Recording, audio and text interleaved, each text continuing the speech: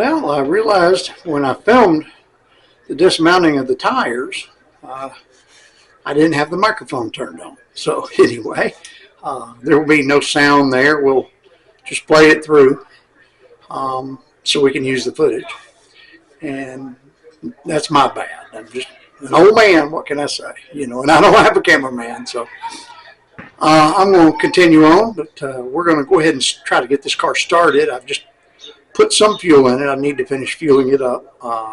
Went ahead and hooked up the sending unit to make sure that's going to work.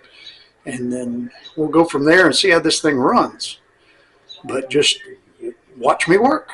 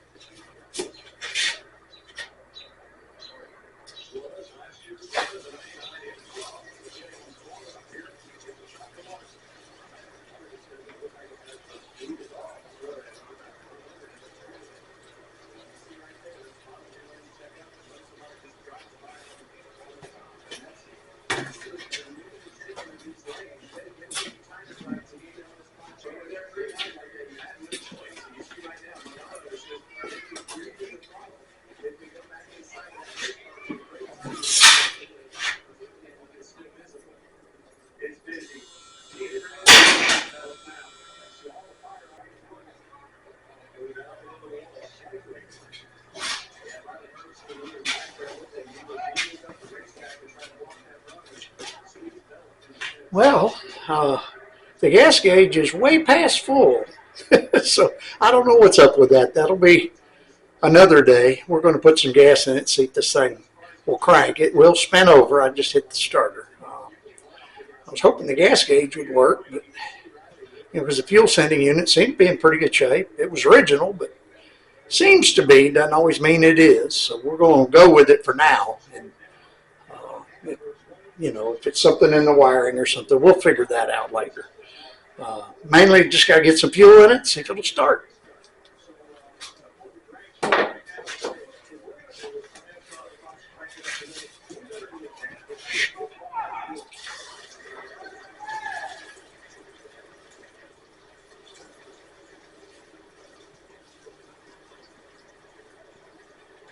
Put a little bit of squirt bottle. These things work great. They hold mustard and ketchup and things like that, but if you can get a clean one or a new one, which I did, they hold, and they will be great to fill the carburetor with gasoline. I might enlarge that hole a little bit, but we're going to try to pour some gas into this thing and then use that to pour it into the carburetor so to have, maybe get it started and help get that fuel pump going.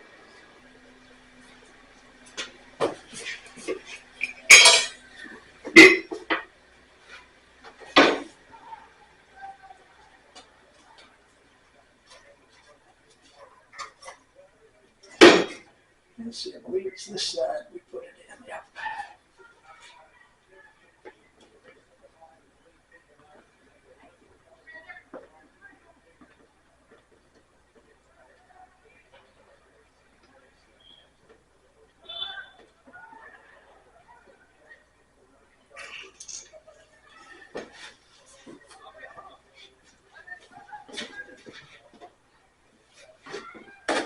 We'll set this off on the side for now.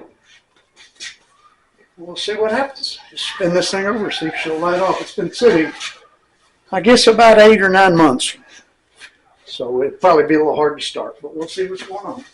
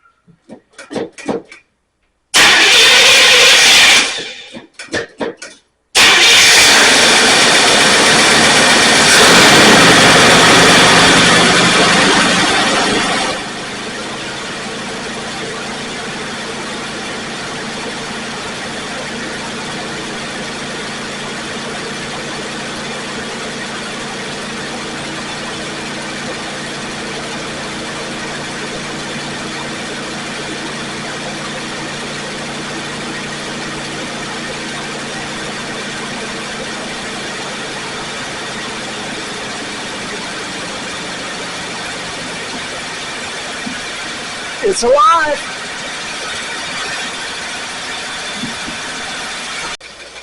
Well, it's running out here and it's warming up.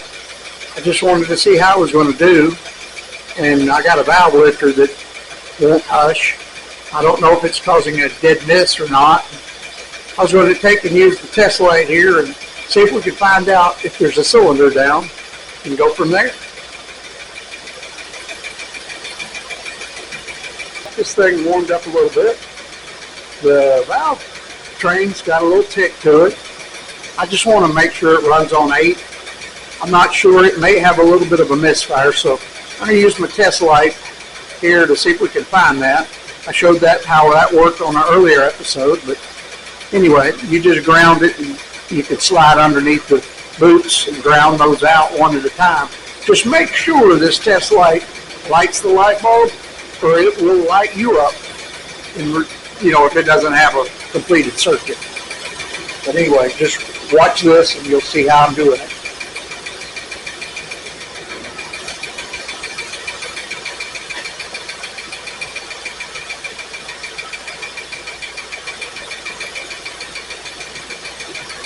Okay.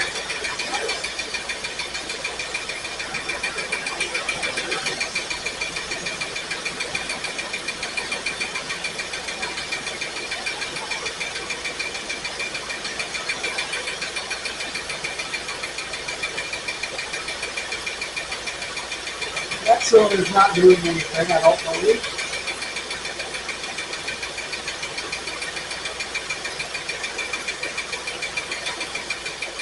That one is. I believe this is number 8. It's probably a valve plug.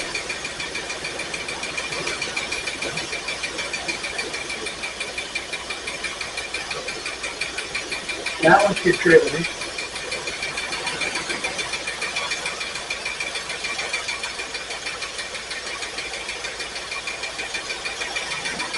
That one's contributing a little bit. It's not great, but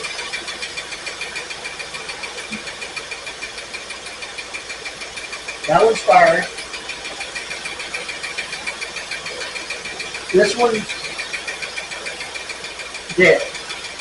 This number 8 is bad. I don't know if you can hear me.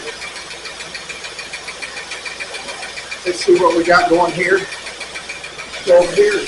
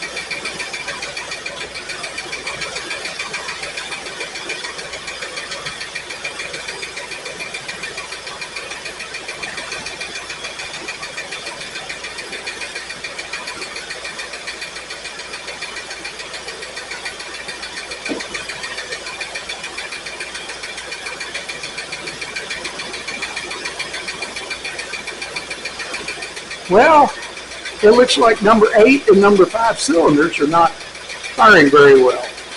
It's probably just crap on the plugs. It doesn't really matter at this point. This would probably make it where we need it to, because I'm not going to use this engine anyway. But just out of curiosity, I'm going to pull those plugs and see what we got going on.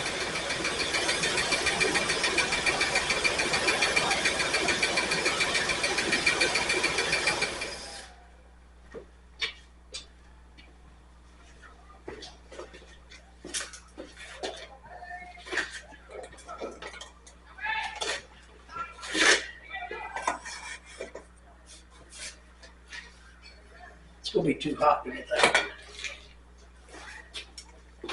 Hold on, 5.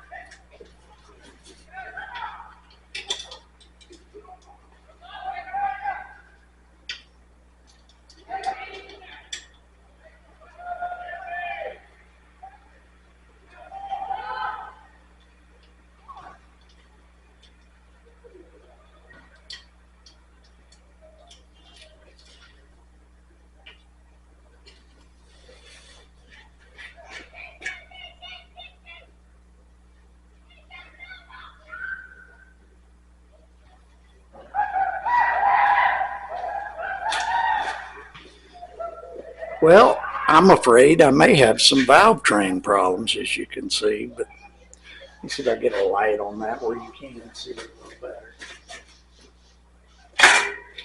Because I'm not getting any contribution. It's wet. It's wet with gasoline. Let's see if we can get the light where it'll shine where you can see.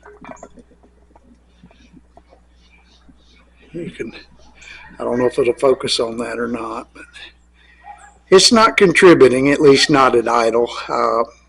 That's number 5 cylinder, so I suspect it's probably got some valves that aren't sealing too well. Could be carbon, but at this point, who really cares? I'm going to throw this plug back in it, and we're not going to worry about it. I think I got enough power to get this thing to do what I needed to do. And I'll show you what we got planned, coming up. Show you what's going to take its place, this little 305. It's no longer going to be a numbers matching, but it will be a Pontiac instead of a Chevrolet that General Motors should have never done. They should have gone with the 301 to, at least to keep it a Pontiac and not put the 305 in it. Here's the new wheels. You can see she looks a lot better. I mean, it doesn't have a quarter panel, but we're going to drive it to the new place. At least it's got 4 good tires, 4 good wheels. And the brakes work. And we should be good to go. Okay, here's just a little taste. I guess you could see that part number right there. It is a 455. It's bored 30 over.